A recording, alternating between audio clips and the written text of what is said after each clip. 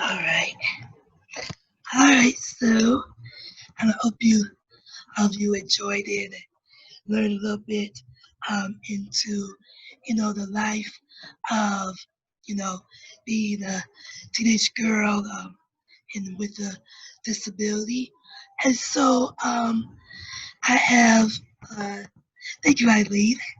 I'm sorry, Elaine. Um, so I have with me Hala Arisari, Angel Miles, and Heather Watkins. Heather, if you can turn on your video now. So we're going to be have like a series of questions um for them, and so we can just talk about how what some of the issues are, a little bit about the film, but a little bit about what's going on from their perspective, and just have one request: if the everyone who's not a speaker, if you can turn off your cameras, possibly, so when we're speaking, um, just be focused on us. Thank you.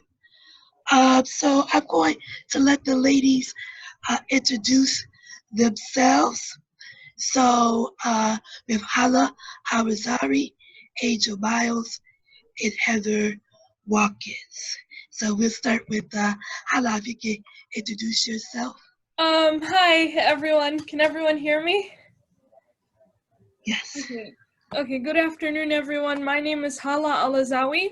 I use she, her pronouns. I have had diaplegic cerebral palsy all my life. I was born to Arab American parents in Dearborn, Michigan. I hold a bachelor's degree in sociology and gender studies, as well as an Arab American studies minor. My disability advocacy work includes serving on the Healthy Dearborn Coalition's Inclusive Health Committee alongside my wonderful colleague slash mentor slash sister, Tamika. Um, um, while serving on the Healthy Dearborn's Inclusive Health Committee, we advocate for the creation of inclusive and accessible spaces and resources for individuals with a disability throughout the Dearborn community.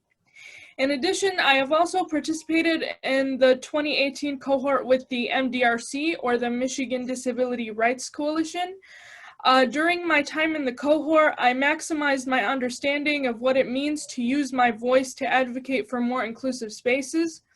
Thus far, I am continuing my work with the Inclusive Health Committee and hope to apply the lessons I have learned towards obtaining a master's in social work, so that I could work further towards advocating for and uplifting marginalized individuals across the community. Thank you. Yes. Angel. Hi, good afternoon, everyone. My name is Dr. Angel Love Miles. I am a scholar advocate in multiple capacities. I work for a disability rights and services organization in Chicago, and I have a PhD in women's studies. My dissertation research centered on social and economic and health inequality for Black women with disabilities, particularly as it related to home ownership inequality for Black women with disabilities. And I focused on home ownership because it's the primary resource used to accumulate wealth in the U.S. And so I specialized in intersectional scholarship and analysis of Black feminist theory and feminist disability studies, and health policy. So that's pretty much me. I was born with spina bifida.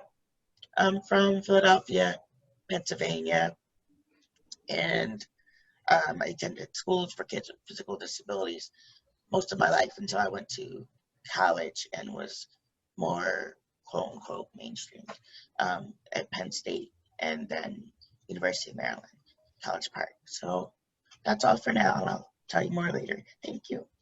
Yes. Heather. Hi, everybody. I missed the end of the movie because I had to take an emergency bathroom break. But I'm back. I am a Boston-based disability rights advocate, activist, mother, blogger, writer, caregiver, and I serve on a handful of disability-related boards and projects. And excuse me. And I self-identify as a Black disabled woman born with a form of muscular dystrophy. I use a cane and on occasion a wheelchair, a manual wheelchair, and I also use a ventilator similar to what one might use if they had sleep apnea. And so it's pretty much from that lens and lived. Okay. It's from that lens and lived experience that I help inform public and social policy and use it for consultancy and also to fuel my creative means through writing and speaking. And I'm happy to be here. Yes, yes, yes. So, this is Angel. I'm sorry. I forgot to say my pronouns are she and her, and I forgot to describe myself for those that's helpful for. So I'm a Black woman and I have short locks and I'm wearing glasses and I have a pinkish red top on that says Black Disabled Women Matter. I got it from Ola's Truth, which is a boutique by a Black woman with a disability. And I'm sitting in a wheelchair in my home. yes, Heather, could you describe yourself quickly? Sure. My pronouns are she, her, and hers. And my image descriptions are light complected Black woman wearing blush colored glasses. My hair is pulled back. I have on light lipstick, pinkish color, and pearl stud earrings. I'm actually wearing Black disabled and proud white t-shirt. You can see the whole thing, and this is one of Imani Barbarin's t-shirts. And I think that's covered. Oh, my hair is pulled back in a bun. Yes. And I can describe myself if we go.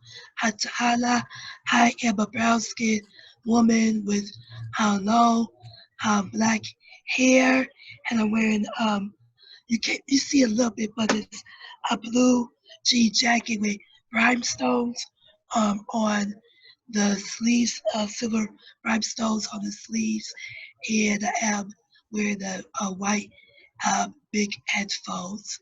Hala, if you can just physically describe yourself. Oh, yes. So I am a fair-skinned woman with glasses. I have my hair pulled back with earrings, and I am wearing a t-shirt, or like a short sleeve shirt, not a t-shirt. Short sleeve shirt that is purple with multicolored floral patterns. Yes, thank you. So, quickly, could you ladies tell me, just like within, under 3 minutes, what were some of the challenges growing up as a woman with a disability, and like, what is your girl story? Because as our motto says, inside every girl is her story. So, Hala, if you can tell us your story. So some of the challenges that I have faced as a woman with a disability include difficulty navigating able-bodied spaces, such as public spaces without elevators or tight spaces that do not accommodate people who use assistive devices. My primary assistive device is my walker, and unfortunately I have had a lot of trouble maneuvering through like stores in the mall in the past. Like, I know in particular, I don't know if I can mention a store, but can I mention? In particular, like Claire's, for example. I don't know if any of you have been in there, but it's actually very tightly spaced, and I just wish that it was more, like things were more spread out so that it can accommodate for my walker, because I know like while backing out, I've bumped into things before, and I just felt really conscious about myself. So I just feel like and it ties in with the fact that I used to blame myself, you know, for having a disability. And I'm like, well, why me? And I used to, like, you know, beat myself up a lot about it. But then I realized that, you know, my disability is a part of my identity and it's not my fault. It's the structural obstacles that are put in place that make it difficult for women like me to navigate, you know, such spaces without elevators or things like that, you know. And so I guess that stemmed, like, from my studies in sociology and women and gender studies. We talk a lot about, like, societal obstacles that are put in place that bar marginalized individuals from achieving a level of success. And I guess, like, just bearing in mind that these obstacles are not my fault and that my disability, like, this world isn't built around people like us, unfortunately. It's not built to accommodate people like us. And so I learned to own my disability and to, instead of, like, beating myself up about it, kind of just, like, engage in advocacy work, like all of you and like my wonderful colleague Tamika. And I hope that I can make a difference for other women out there who share similar struggles as me. And also, on top of physical obstacles that I've faced, I've also encountered, like, people who perceive me as being vulnerable because I'm a woman with a disability. And, like, even, like, people in my family think that I need round-the-clock constant care. And I know that this comes from a place of love, but it can also be disempowering at the same time because I don't need round-the-clock care. I think with a lot of the practice that I put in, I could master a lot of the adult daily living skills that I needed to get tasks done. But, you know, a lot of people, like, you know, they come up to me, they say, like, I'm an inspiration, or, you know, they tell me that, oh, you know, I feel so bad for you. You know, you're out here, you're in the gym, you're navigating, you know, set space, and you have a walker. And I'm like, well, you know, I'm not an inspiration. I'm just a regular person trying to navigate everything just as, you know, just as much as you are. I'm not, like, you know, another human being from another planet simply because I use an assistive device. You get what I'm saying? So I don't know, I guess I just struggled with that because I felt otherized a lot of the time. And I don't, and people, like, don't mean it. I'm pretty sure it comes from a very good intent, but it also strips me of my agency as, you know, a woman who is able to ask for assistance when needed. So, but despite all the odds and despite the misconceptions, I've been able to successfully claim my disability as a part of my identity and feel more empowered as I work through mastering these adult daily living skills every day. So. Yes. Every girl is a story. Thank you. Angel? Hey, first of all, thank you, Tamika, for having me, and Susan for putting this great event on. I'm really honored to be here on this panel with these amazing people. So I don't know, my story's kind of complicated, but I guess everybody's is. But I think the key word with mine is just intersectionality. It was always both race and disability and gender and class that were all very present in my life and that were contributing to the marginalization and the oppression that I experienced as a child. I wasn't aware of that. I just knew that I was being treated badly. But as I got older, I understood what was going on. So I grew up in a low-income, subsidized housing complex for people in Philadelphia. It was predominantly Black. And even though my stepfather was white, He's like the only white person around for like miles. And he grew up around Black people, so he had what people call Black scent. So most people assumed that he was light skinned, and I had to tell them, like, no, my dad is white. But in any event, So I feel like I still grew up in a Black family because culturally we were Black. And with my mother. And um, I went to a school for kids with disabilities from kindergarten to 12th grade, for no other reason than the fact that I used crutches. I mean, I didn't really start using a wheelchair until I was 15, so I used crutches and I had spina bifida. I went to preschool at Easter Seals first, and then to that. So I was in these two different worlds of like the disabled world at school, but then a Black neighborhood, majority non-disabled. And my school was like, my disabled school was racially mixed. I would say maybe 50-50, maybe 60-40 Black and Latino, and the rest were white.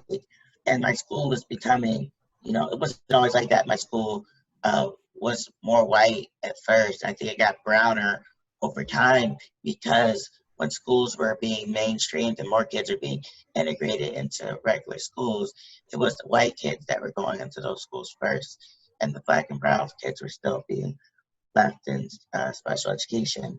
But in any event, my mother really wanted me to get quote unquote mainstream, which is to go into regular school, like that wasn't just for disabled kids. But like she wanted me to do that by 8th grade. But by 8th grade, like I was used to my school and really wanted to be around those kids and really did not want to be mainstream. I was actually scared to be mainstream because I experienced able-bodied kids as very mean. I was teased horribly in my neighborhood. I was chased. I was spit on. Just all types of things. I hated going outside. But then I had a lot of toys and a lot of nice things. So the kids always wanted to play with me once they saw what I had. But I didn't really have very many friends. And the one friend that I did have, she was my best friend. And we grew up together, we went to the same church. And if anybody teased me, she chased them and beat them up. But when I was 24, she was shot and killed because of something stupid. She also had a disability, much like the young lady in the story. She had a learning disability and behavioral disability, so she was always acting up, and she went to special ed school, but it wasn't noticeable. So she looked able-bodied, but she just had these behavioral problems. So anyway, I grew up, I guess I would say, dealing with some of the same things that all Black kids in the inner city dealt with. Violence. Like I said, my best friend got shot and killed. My parents had substance abuse issues. So I was dealing with that type of stuff. But then on top of that, I also had a disability, and I had to deal with how I felt about that, and being teased and having surgeries. And despite those issues, I still made it to college and all those things. And so I had like a mixture of disadvantage, but also privilege, because both of my grandparents had college degrees. They had master's degrees. I had an uncle that had a PhD. And so I saw both lives. When I visit my grandparents, they have kind of a lower middle class life. They would have benefited more economically from their degrees had they had been white. But because they were not white, they did not acquire wealth. So once my mom got pregnant at a young age, they were not able to prevent her from living in subsidized housing. And so like my grandparents were white, my mother probably would have benefited from that economically, and the consequences of having children in her early 20s and a husband leaving her probably would have been less. So anyway, I'm talking more than 3 minutes, so I apologize. But all that is to say that I have very complex, multiracial, mixed class experience that led to me, and that I could very much relate to a lot of what the girls are going through. And so I want to thank Tamika for doing this story. It's really wonderful. I'm really amazed by it. Thank you so much. Yes, thank you. Heather, if you could tell us, Sure. Like I said, I was born with a form of muscular dystrophy, and it remained hidden for many years. So I, could pass as non-disabled. no one else in my family, I'm the oldest of 3 kids, didn't, no one had a disability. And I grew up with a lot of extended family in a triple decker in the Dorchester section of Boston. And I went to school with a lot of my cousins. And I think, that was a big saving grace for me because, everybody in our extended family were instructed to take care of one another. And if anyone bothered anyone else, they were about that life. You were going to get it. You mess with any of us, you're going to get it. And my aunts would come down and it would be a whole big thing. But so that's a part of my experience being having a disability at that time. Back then, it was called handicap. So my grandmother would say, "Oh, you're handicapped, but you're healthy." I had a lot of difficulty climbing stairs. I couldn't run. If I was on the ground, I needed help up. Those are the kinds of difficulties that I had. So structurally, it would be harder for me to navigate a lot of spaces. But thankfully in school, I was given like an elevator key, extra books to take home, so it wouldn't be difficult to navigate back and forth. It was harder to get on the big buses, the big school buses, so eventually I had to take one of the paratransit buses that would come and get you for door-to-door service. So that was fun. People thought, I was given something special because of this door-to-door service. So people were always asking questions like that when I was in school. So those are the kinds of things that shaped my experience. And still not having people in my own family who had a disability. A lot of the services too, I had to be shipped outside of the community. Received, I was able to interact with other people with disabilities only when I went to camp, MDA camp, so another CRIP camp experience. That's the only time I interacted with other people with physical disabilities. And that's kind of daunting because it's like you have to go outside of your own community to meet other people that they actually didn't even look like you. I met one other Black person at an MDA camp, and that was it. And so you really didn't learn about yourself in that way and how disabilities, impacted your experience, especially not in any meaningful ways. I look back at that, adolescence and think, how beneficial would it have been to have learned about it in school, in terms of historical, icons like Harriet Tubman, Sojourner Truth, Brad Lomax, Fannie Lou Hamer, and think, how their disabilities help them navigate their life and govern their decisions because it's such an important factor.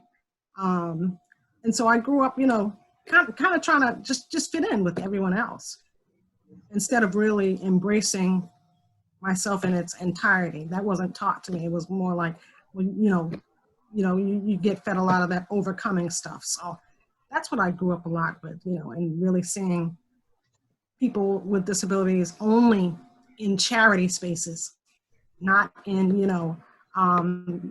in collective, doing collective organizing and pushing for beneficial change. I didn't get involved in groups like that until much later. But when I look back at it, I see sort of these pockets of spaces where I was trying to, do my own self-advocacy.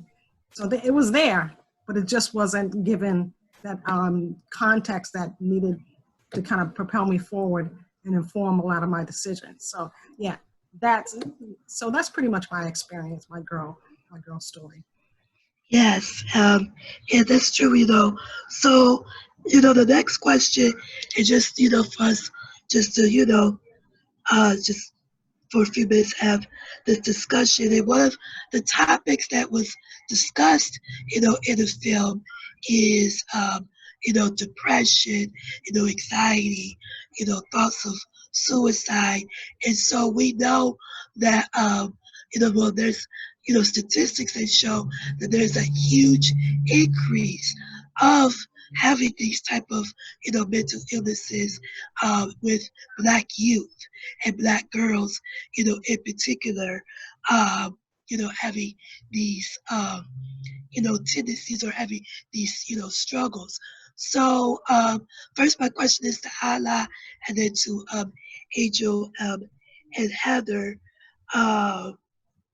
do you see the increase yourself, among, so the question is to you guys, to you ladies, that do you see, an increase of depression and things, among, the younger generation that and, and do you, have you even seen it in, your generation? Because I know I am, um, I'm considered a millennial.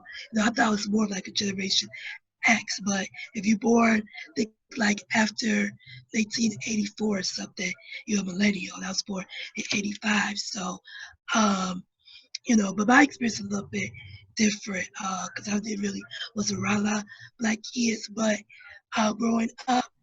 But do you see, like I said, um, people that and even back then when you was growing up with depression, anxiety, and the such. But particularly to Hala, in the Arab American, slash the Muslim community, do you see an increase of depression and anxiety in your community? Oh yes. Oh yes, unfortunately. Um, for for those of you who don't know or maybe are not familiar with Dearborn's demographic, Dearborn is, I think, the second largest, has the second largest concentration of Muslims and Arabs in the United States. And so, correct me, anyone correct me if I'm wrong. But I remember hearing something like that in one of my classes. So, yes, unfortunately, because we are a tightly knit community and because mental health is heavily stigmatized in the Arab American community, yes, we do see a lot of mental health challenges, and I think a lot of those challenges are worsened because there isn't a healthy dialogue around expressing mental health issues. So a lot of the times, like, even people my age, to this day, I have people like in my immediate social circle who are like, I'm going through some stuff, but I can't open up to my mom because I don't want, I don't want to burden her, or I don't want to burden my family with my mental health issues because they already have enough problems as it is. And but the thing is, a lot of these youth feel like they have to go through their struggles alone, and when their struggles feel like compounded, then they feel like they have no choice but to turn to suicide. Or, even if they're like families maybe open-minded about getting access to mental health services, they either might feel a lack of trust in the community, or might feel like, oh, if I go get mental health, then I'll be, looked at in a bad way, or, the rest of the community is gonna make fun of me or look at me in a really negative way. So there's a severe lack of trust there in the community. And also in terms of having financial access to these services, because many people might say, oh, they need help, but they don't have the money for sessions, for example. So I think on a policy level, that has to do with more of policy, but I believe that yes, on a societal level and on a policy level and access, we definitely have a problem with an issue with mental health problems, and we need to address them in a more trauma-informed way, for sure. Yeah, that's definitely true. I know, from coming from a faith community, Black churches and stuff. Oftentimes, if you say, "Oh, you have depression," they say, "Oh, just pray it away." Oh yeah. Just go to Oh prayer, yeah. and then they'll take care of it. Oh, yeah. So, it's not really, highly looked upon and it's stigmatized. Yeah, can I chime in too? To piggyback off your point, there are a lot of people, or a lot of I guess older generations in Dearborn, which I have observed firsthand, that say, "Oh, just turn to scripture." And I think your depression comes about as a lack of faith or a lack of connection to the divine. And that really hurts me because it's not, they could have like all the faith that they can have, but it's not about faith. It's about how we frame mental health issues, and like how we look at them, and how we have like a severe like power dynamic between like parents and children, to the point where they feel like they can't communicate to their parents. Or even if there isn't a power dynamic, it just felt like, like, oh, like, for example, like, I have people in my immediate social circle who tell me, oh, I can't communicate with my parents because they have enough problems as it is. I don't want to burden them. But I feel like we need to have like a healthier dialogue. And we need to have one just outside of theology too. We need to think broader than that, for sure. So thank you. I mean, in order to develop trauma-informed perspectives, we can't be that narrow-minded. And I'm sorry if I offended anyone, but I'm just speaking on behalf of my community. This whole narrow-minded thing about just, oh, go look at scripture, you'll be fine. No. You gotta go deeper than that. Yeah, it needs to, it's more than just that. It's a deep issue that needs to be addressed, at times professionally. Yes, yes, most definitely. Angel and Heather, what is your thoughts, on this discussion with mental health? And mental health, I would say, is a disability. If you have dealing with anxiety, depression, suicide to disease, that is a disability. So, okay. I think that, like, oftentimes, Black people in general, but Black women in particular, are responding reasonably to trauma, like, into an unjust and unhealthy world, like, and we're constantly being gaslighted as if, like, why are you behaving that way? Why are you sad? Why are you angry? But it's a response to oppression.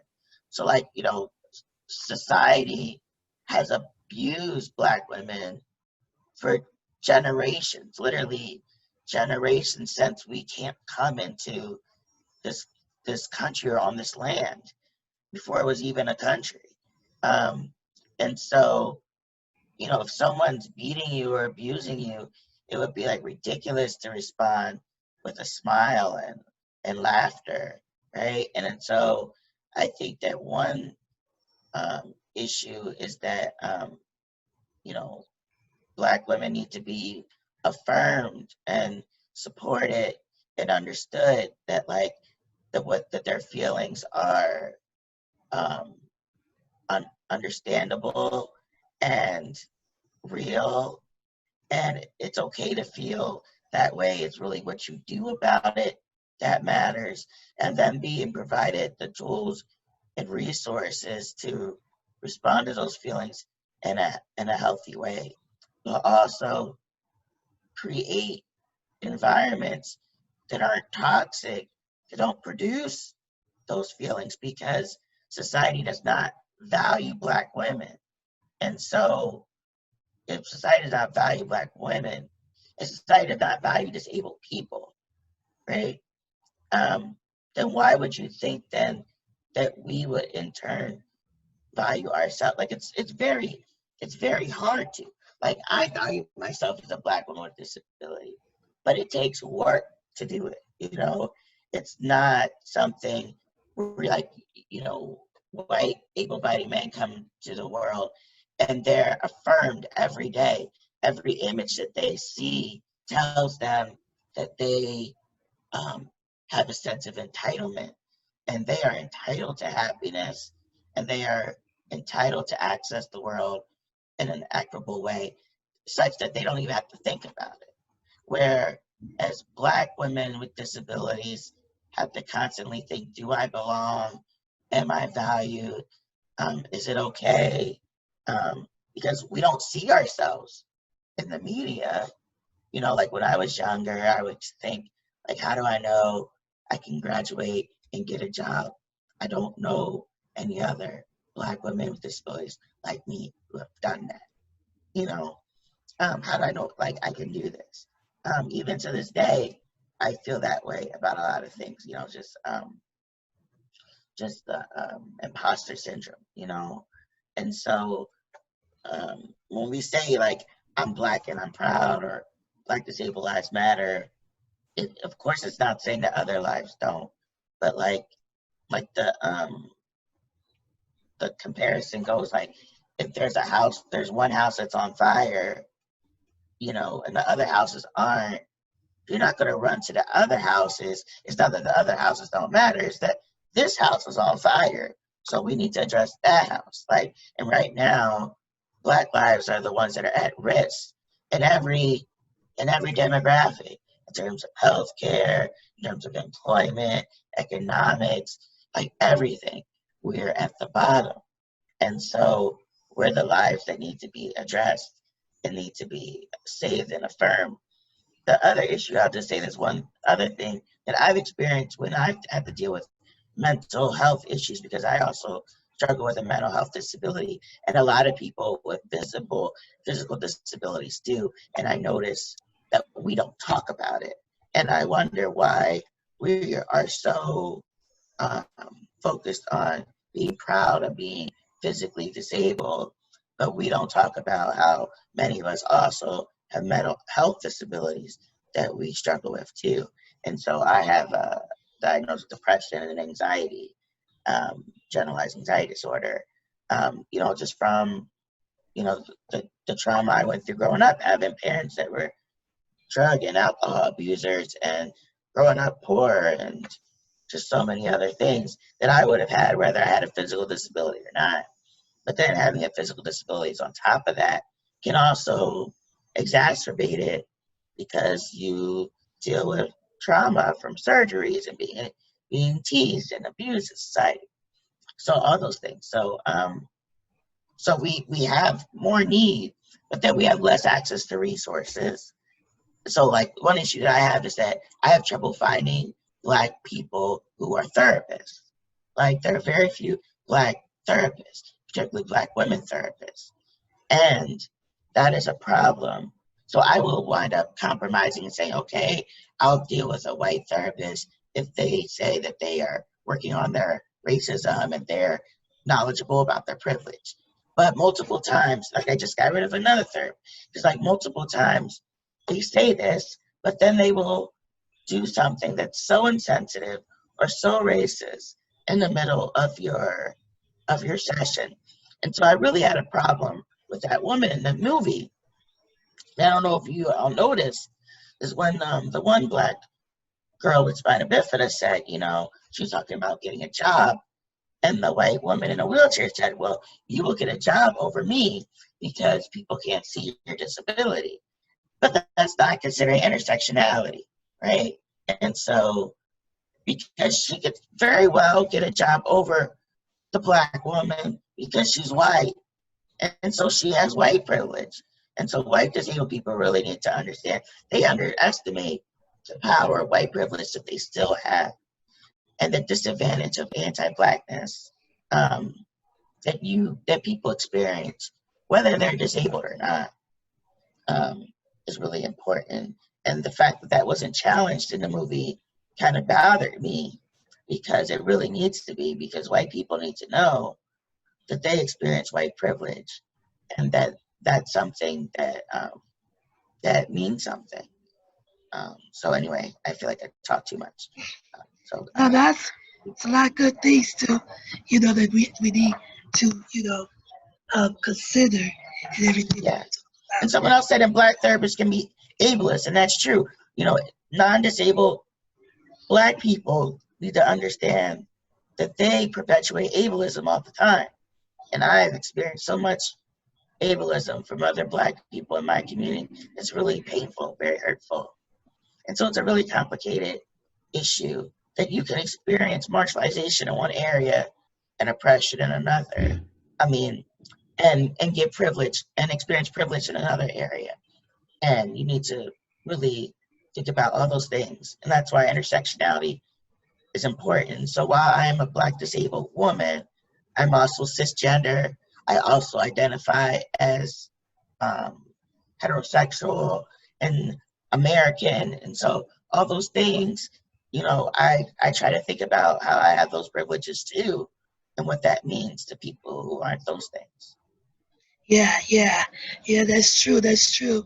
So after answer, then, if we could stay on maybe a few more minutes, maybe 10, 15 minutes after 4, because I know many of you would like to join in the conversation or may have questions. So if ladies don't mind, or if others don't mind, we might, stay after to 4:15. So Heather, quickly, do you have anything to add? Sure. I was just thinking about what Angel was saying and piggybacking off of that. How many times do Black women, especially Black disabled women, are we allowed to run the gamut of our emotions? Right? It's either either we're trying. We have to be self-congratulatory because, like as Angel was saying, we don't really get that.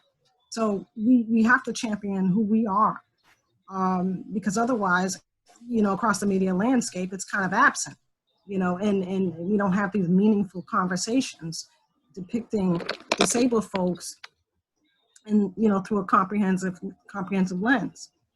And it's either pity or pedestal, sadness, supercrip, but you don't really see us in these, well thought out conversations. And that does, factor in how we see ourselves and our own self-awareness. I mean, it's powerfully validating to see yourself mirrored in that way. And when those kinds of images and conversations are not happening, it creates this vacuum. And so I was thinking about how when we don't have these spaces to really talk about our experience, like the young women were doing in that, in the group with the other young ladies, and how you can see them kind of relaxing and open and talking about their experience. I see much more of these conversations regarding mental health happening that certainly weren't happening when I was coming up. I'm a Gen Xer, and now we have the internet, and so much more of our kinship is online, and our connecting and finding commonality, right? Because it was few and far between. So, I mean, when you don't have that, it is depressing. I remember being a teenager and just keeping a lot of stuff bottled up because no one really could understand me in that way if they're non-disabled within my family and within my own community. I did receive some counseling in school, but that was during a time when my parents were breaking up and my teachers, sort of recognized that there's a little bit of, the light is dimming here and we need, maybe we should get her some services. So I was really thankful that I had teachers that were sensitive to that. And at the same time, we have to remember too that young people are, experiencing an explosion of hormones. And also, your brain growth is not complete. So those, making all these choices where, impulse control, reasoning, and judgment, are coming into question. I think we do well with, bearing that in mind that there's a lot happening, right? And so for me, that depression and that anxiety of trying to fit in those spaces, it would have been really nice to just have, be able to really emote that and really give voice to that. And those are the kinds of things, places and spaces we need to be cultivating and creating for other young women and people with disabilities to really share and like I said, give voice to in terms of mental health. Yes, that's very much true. And that's why, that's why I created, the film, because I really wanted to, create, give voice to what, girls, particularly Black young girls are going through. And originally it's called Redefining Beauty, because I was, thinking, oh, it's going to be more about, thinking about media and beauty and the standards and things like that. But then as we started filming, the girls were telling us about what their struggles and what, they were going through with their lives. So we turned it into, my girl's story. And so that's what I'm hoping to do, later this fall with the film, is to, like, again, partner with nonprofit organizations to, create these type of spaces for girls to talk about it. And for, adults too, because we have a very, educators, we have a big responsibility to help guide our young women into, their journey into womanhood, and helping them, achieve the success, and letting them know, what needs to be done, and, just helping them through the process in life. So I just wanted to quickly read some of the comments here. So Laura Franco said, Hala and I may have some things in common in spite of our ages. I am a graduate of Fortson High School, which is in Dearborn, and some of her forebears may have been my classmates. Dessa Cosmo said, that's a really good point about focusing on our physical disabilities more than our mental health. LaWanda Cook said, and Black therapists can be ableist. Don't get intersectionality neither. Susan Fitzmaurice said, people with disabilities can be ableist towards disabilities other than their own. And Elaine said that's why sharing openly, openly among a wide range is helpful to us all. Smiley face, we all have so much to learn, plenty of room to evolve and grow. And Mars said, this is very thought-provoking afternoon. We'll love to see the film again. So if you would like I said, be scheduling some film screenings, hopefully, in the next coming months. So if you want to follow the screenings, you can go to Facebook, My Girl Story documentary. That's where you can find it. Like the page, and you can follow all the screenings and things that will be happening in the future. So we could get into questions. Um, First question was Susan, what happened that fighting among girls changed so dramatically? Was it gradual or is it sudden? Um, I can answer that, and then, get open up to you ladies.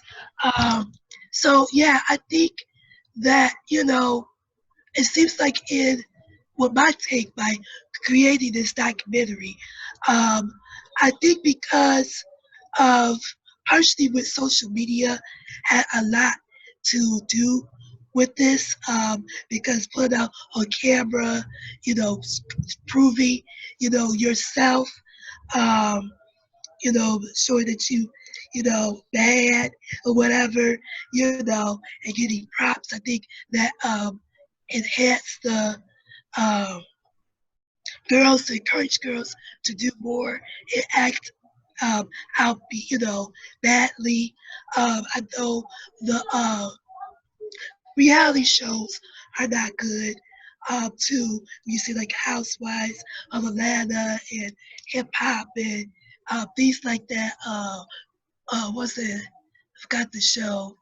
Hip Hop Atlanta and all these shows, you see black women fighting each other, and so girls kind of pick up on that and think that's cute and there's something to do, So I think partially that is the issue, and then some of it is because they don't have an outlet to say this is what's going on with me as a culture, and not just a black culture, but culture period, that we punish black girls when they quote unquote act out. We don't sit down with them and say, well, what's the issue? Why are you fighting? And so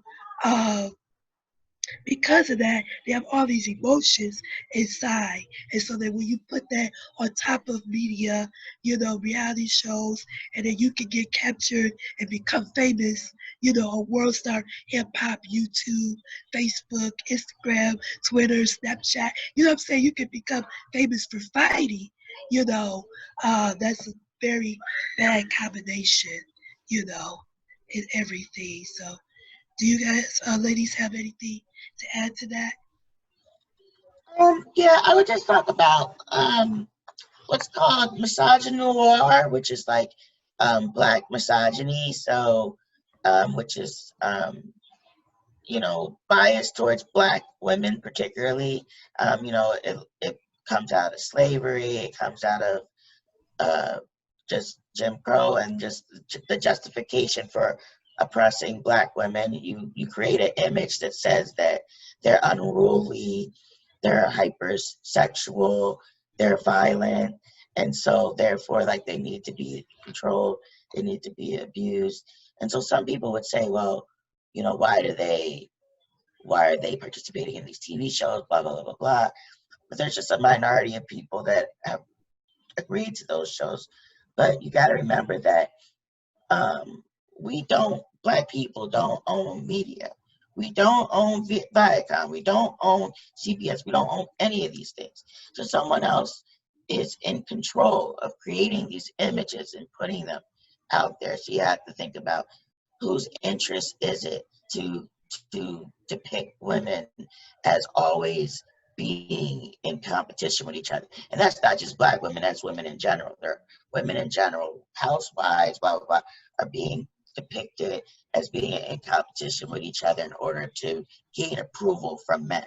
I mean, that's just sexism in general. And then that is exacerbated with racism for Black women. And so these images are being used to justify systems of oppression for perpetuating Black women getting paid less than white women, for Black women being arrested and incarcerated at higher rates now, more than white women, and all those things. And these are the images that Black girls get, and they are perpetuating it. And it's just a failure of our school systems, instead of creating a space that cultivates safety and actually engaging these girls and teaching them how to manage their anger in a healthy way. They're actually criminalizing them, children, automatically by kicking them out of school. Instead of throwing more resources at them, they're kicking them out of school and stripping resources from them. It really doesn't make a lot of sense. But we always have to ask who's in control and whose interest is this for. And Black people are not in control of the school districts. The school districts are still very racially and class segregated. And so it's just really unfortunate that some of these girls are just victims of a system. And, it's important that we recognize it so that we can change the system, and that we also encourage them to use the agency that these girls do have, and agencies that communities do have, to help make the situation better, right? So it's complicated. It's both systems, but we also need to talk about empowerment and not just like pathologize Black communities, and think about ways in which Black communities also have assets that are valuable. Else, how do we survive all of this? Like, there must be something about our community and our culture, because we still continue to survive and thrive and produce beautiful art and beautiful leaders all the time, in spite of all these things. And so while we talk about the problems, I think it's also important that we talk about, the resilience of Black people, of Black women, of Black communities, the interconnectedness, the interdependence of these communities, and how, in spite of all the things, that we continue to resist these systems of oppression at the same time. So yeah, that's what I'm thinking. Yes.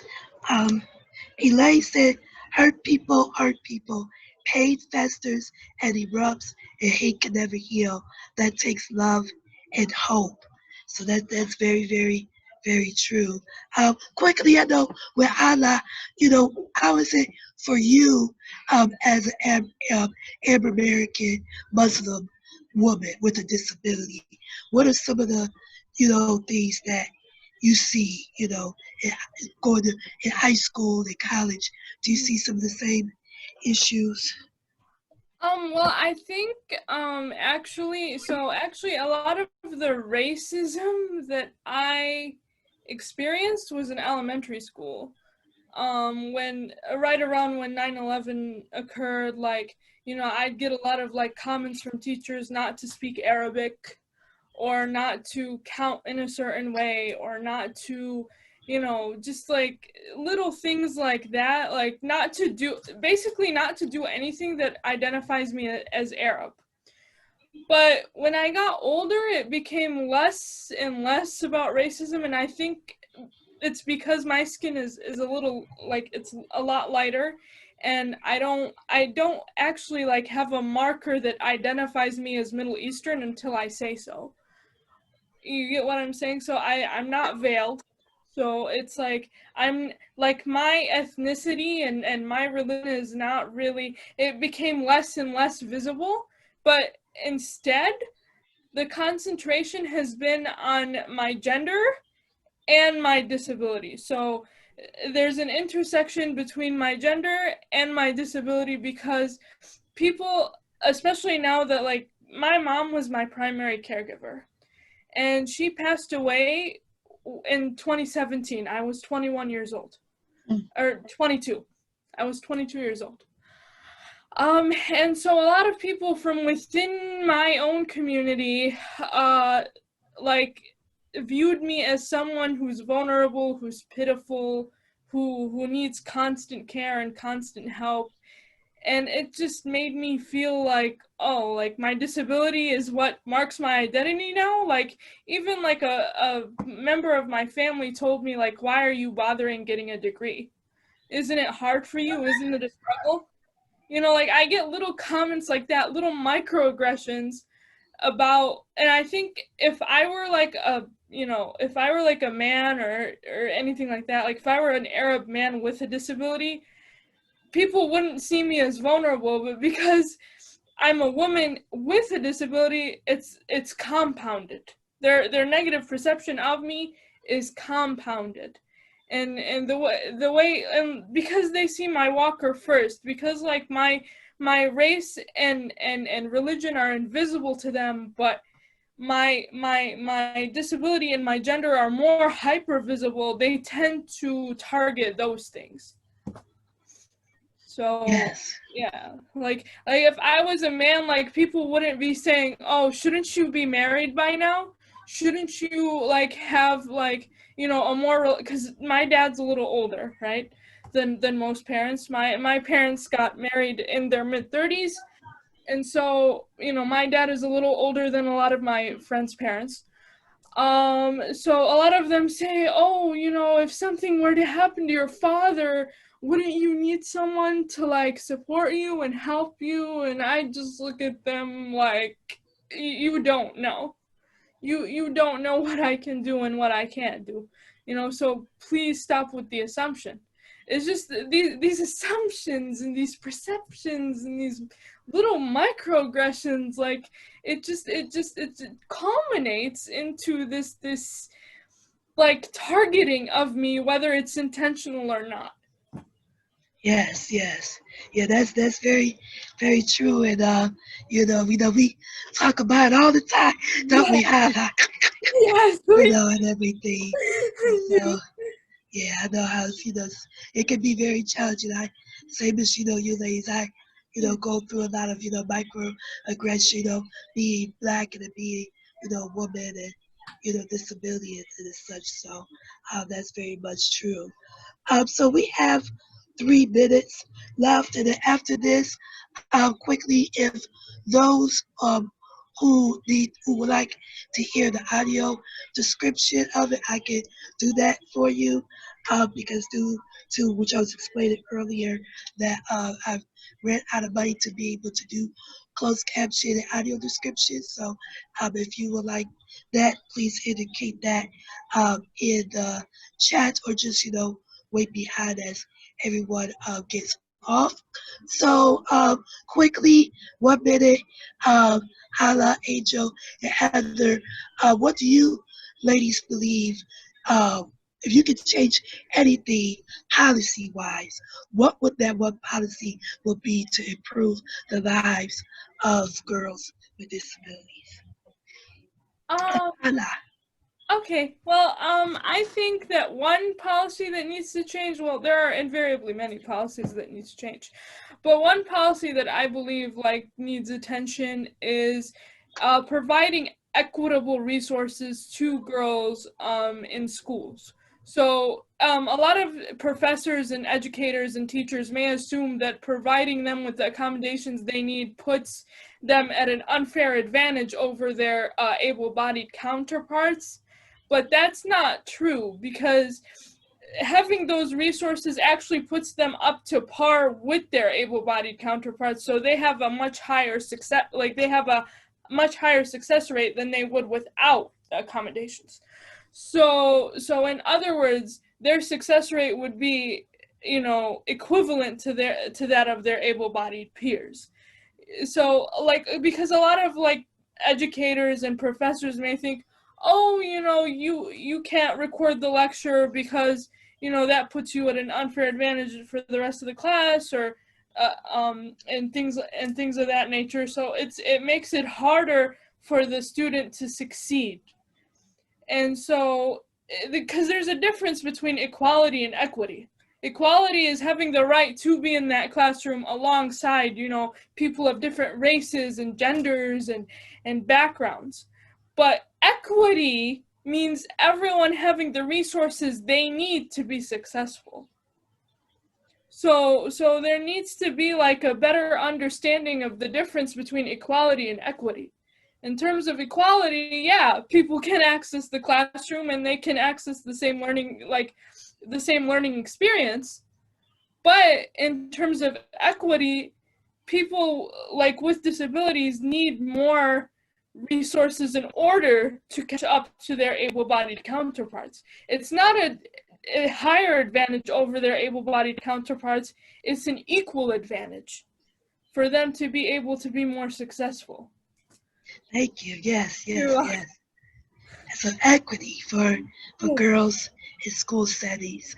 Angel, would be what policy you would like to see?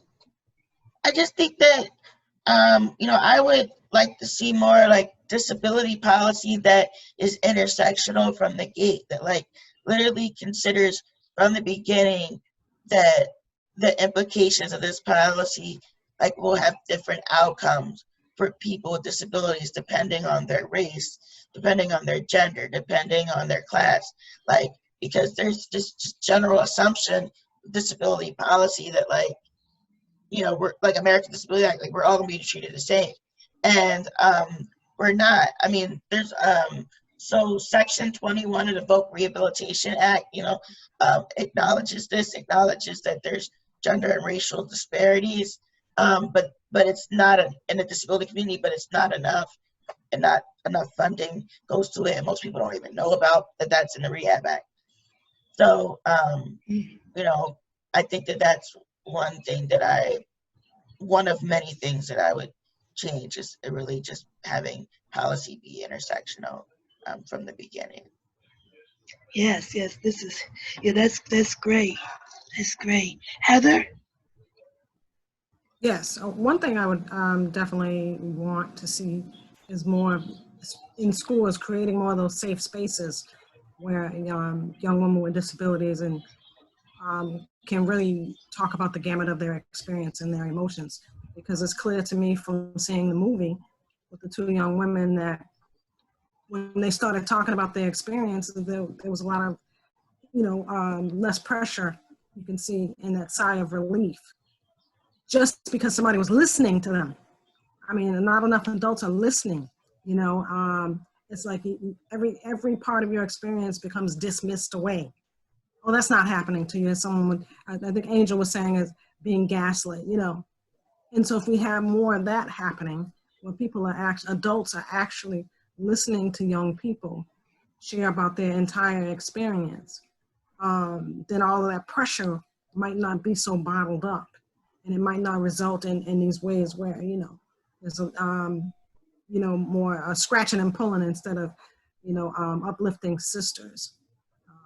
sisterhood, you know, in that way, because it's just far too much lacking of support.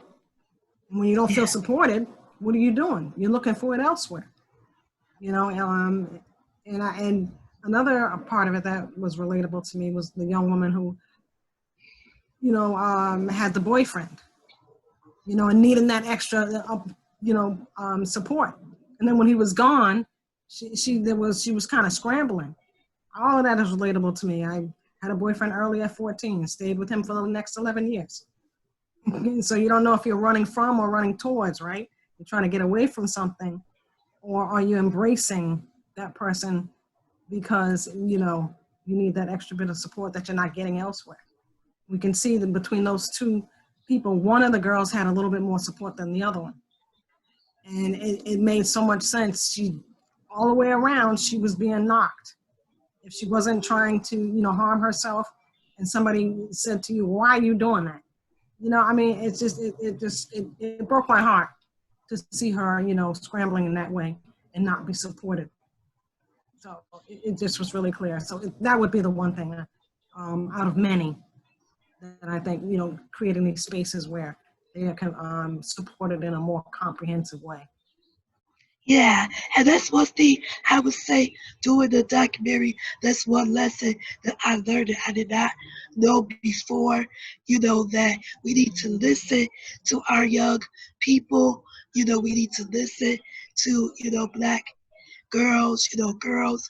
We need to, you know, value them. And if we see them acting out, you know, whether it's being very promiscuous, you know, at a Mm-hmm. young age, if it's, you know, fighting, or you may have people, you know, like Shekinah, or like my younger sister, you know, she has some struggles and stuff, and she's, you know, my sister is, and she kind of like one of those good girls, quote unquote, you know, that don't get in trouble like that, but they still, you know, are carrying a lot of trauma and carrying a lot of, you know, things inside of them. You know, they just retreat inside, and that's the way they deal with it, you know. And so we need to, you know, look and check on them, you know, and stuff. So, you know, just listen to our young people. That's what I would say to anybody that's an adult, you know, or educator that deals, or actors that deal with youth, you know. Did you have something to say, Angela? Yeah, no, I agree with everything you said. And Heather, I wanted to say, I was really concerned with the young girl's mother because she really dismissed her daughter's feeling about walking for a mile. I just, you know, when her husband or her ex-husband or whoever, the father asked, you know, aren't you concerned she could be raped? And she was just like, well, maybe I am. Like, that was really concerning, but it also makes sense in Black culture with the strong Black woman attitude that, like, we just got to deal with it, you know, like, stuff's going to happen, you just got to deal with it. You know, it's like, so she's been hurt and she's had to deal with it, and then we teach our kids that they have to deal with it, and we just keep passing this dysfunction down instead of saying, you know, oh, you know, acknowledging that, like, this girl, what she's saying is probably legitimate, that she may be experiencing more ableism because her friend or her partner that she had with that protector isn't there anymore. And a mile walk can be a long time if you're being abused or talked about or whatever. And when I know that girls with disabilities have high rates of sexual assault and, you know, all these things, you know, that comment concerned me. But it also wasn't surprising because I had, you know, similar conversation with my mother. Not that she said like, oh well, you know, if you get raped or whatever, but it was more of, you know, whenever I would cry, it would be like, get it together. Like, life is hard. You just got to deal with it. Like, you know, this strong Black woman cultural attitude that is not helping us. You know, on one hand, it can be good, you know, because it was created with the idea that, like, you know, Black women can't, you know, white women are, you know, we're supposed to work in the home and just be put on this pedestal, but Black women always worked. So it was just, they came up with this counter idea of like, well, you know, Black women are still beautiful and they're still strong because in spite of not being put on this pedestal. And so it was meant as a positive light. But what has happened though, is a lot of negative too, because then we're not allowed to be human. We're not allowed to experience pain. We're not allowed to acknowledge how Black men also oppress us, you know, because they also perpetuate misogyny and all these things. And so it's really complicated. And so I was really concerned, like upset for the daughter, but also upset for the mother because I know that hurt people hurt people. And I also know that the mother was also conflicted because she also said, like, you know, there might be some legitimate reasons, like, I don't know, but I really feel like as a parent, she should have found out. Like, she should have been walking with her daughter to school to find out what she's experiencing and asking what's going on at school to make her feel that way. I was just concerned about her attitude. Yeah. Yeah, and Can I just say real quick? Can I just say real quick? I think that's a really good point too, because wasn't she also disabled? Didn't she have arthritis? Yeah. And so maybe she was also considering that she was able to, you know, navigate that space. And why shouldn't her daughter? But that neighborhood walk is not necessarily a stroll in the hood. I mean, I just remember, you know, arming myself with a scowl and a long shirt so I can appear shapeless, you know, because it was harder for someone, you know, like us with physical disabilities. How are we going to defend ourselves? How are we going to defend ourselves from, hey girl, or somebody coming up to us when we didn't want to be bothered? You know, that's hard. So I completely understand where she's coming from with saying, well, why don't I get a car? So I don't have to deal with that. I don't have to deal with the, you know, the cat calls, because that was commonplace, you know. And if she is not, you know, if someone's hollering out to her and she don't holler back right, I personally have received, you know, being called bitch, you know, and fuck you, you know, and things like that when you didn't want to be bothered. And you're just trying to go to school or you're just trying to go to work. So those are very, you know, real reasons why she might be afraid, because many non-disabled women are afraid. So, you know, if she has a physical disability and she's trying to get to school and she says, these are my fears, and they're being, you know, shooed away. I definitely understand how we have to like balance that and do what we got to do. But then, yeah, that made a whole lot of sense. So there's a lot of relatability there with her fears, you know. Yeah. Something I wanted to throw out real quick. Yes, I understand. And I would say that the mother, she did, and we said in the documentary after that scene, that her mother did find out that she kind of, you know, she had depression. And so the mother did find out, you know, why afterwards her daughter was feeling that way and stuff. But I totally, you know, get what you ladies are saying. So we're going, I know Tiffany said she really loved this discussion, and she was not able to see the film today. So where can you see it? So Tiffany, you can if you have Facebook, go to Facebook and My Girl Story documentary, and just type that in the search, and you will see all the dates and things of upcoming screenings. I'll make sure to post it. So I would like to thank, you know, Hala and Angel and Heather, you know, for coming out today. I want to give a shout out to Lisa. So you still on here. I want to give a shout out to Lisa. She was the lady that was in the Black lady in the film talk about you know, disabilities and what to do, you know, with employment and disability. Lisa runs Warriors on Wheels here in Detroit, so which I'm a proud member of, and organizer of things that Boys on Wheels do. So just want to give a special shout out to Lisa. Thank you, Susan, for giving us, giving me the platform to show the film. So thank you very much. Thank you for all of you for coming out. So if anybody want to hear the closed caption, the audio description of the film, then you're free to stay afterwards. If not, everyone have a great evening. Thank you. Thank you. Bye. Thank you, Tamika. Thank you. Thank you. For Take this care. It's great. Thank you, everybody. Thank It you. was an honor to speak with all of you. Yes. Thanks, everyone, Stay in for touch. sharing. Bye. Bye.